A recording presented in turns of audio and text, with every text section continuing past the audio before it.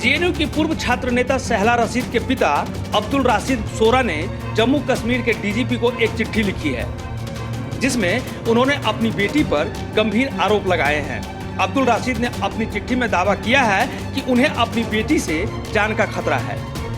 इतना ही नहीं, उन्होंने अपनी बेटी पर देश विरोधी गतिविधियों में शामिल होने के आरोप भी लगाए हैं। ऐसे में आइए जानते हैं कि आखिर सहला रशीद कौन है और आखिर 3 करोड़ के पैकेज का असली सच क्या है।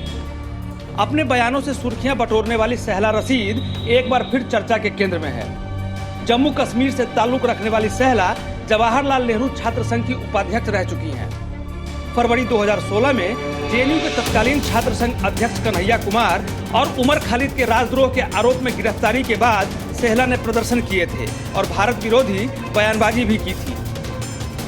सहला ने एनआईटी श्रीनगर से इंजीनियरिंग की तालीम हासिल करने वाली सहला ने बतौर इंजीनियर नौकरी भी की है। बाद में वो सामाजिक आंदोलनों से जुड़ गई।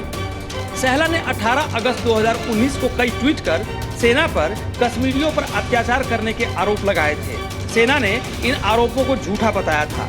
इसके बाद दिल्ली पुलिस ने सहला के खिलाफ राजद्रोह का केस दर्ज किया था। सहला ने राजनीति में भी हाथ आजमाया है। पहले वो नेशनल कॉन्फ्रेंस में शामिल हुई थी। बाद में सहला आईएएस की नौकरी छोड़ राजनीति में आए शाह फैजल की पार्टी जेकेपीएम में शामिल हुई थी। हालांकि बाद में उन्होंने चुनावी राजनीति से संन्यास का ऐलान कर दिया था। अब सहला के पिता अब्दुल रशीद सोरा ने अपनी बेटी को एंटी नेशनल बता दिया। अब्दुल रशीद ने दावा किया है कि साल 2017 में उनकी बेटी अचानक ही कश्मीर की राजनीति में आ गई थी। पहले वो नेशनल कॉन्फ्रेंस में शामिल हुई और उसके बाद जेकेपीएम में शामिल हो गई। उन्होंने बताया कि टेरर फंडिंग मामले में पहले ही इंजीनियर रशीद और जुहूर बटाली गिरफ्तार हैं।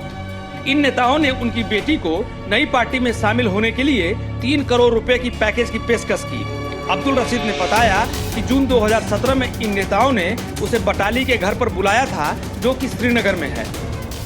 सहला के पिता ने आरोप लगाया कि उनकी बेटी कश्मीर में हुर्रियत जैसी नई पार्टी खड़ा करना चाहती थी। उसका इरादा कश्मीर में युवाओं को परगलाकर अलगाववाद के साथ जोड़ने का था। हालांकि पिता के आरोपों पर सहला ने भी अपनी सफाई दी है। अपनी सफाई में सहला ने अपने ऊपर लगे आरोपों को बेबुनियाद करार देते हुए अपने पिता को पत्नी को पीटने वाला एक अपमानजनक और नापाक आदमी कहा है। न्यू इंडिया पोस्ट की रिपोर्ट।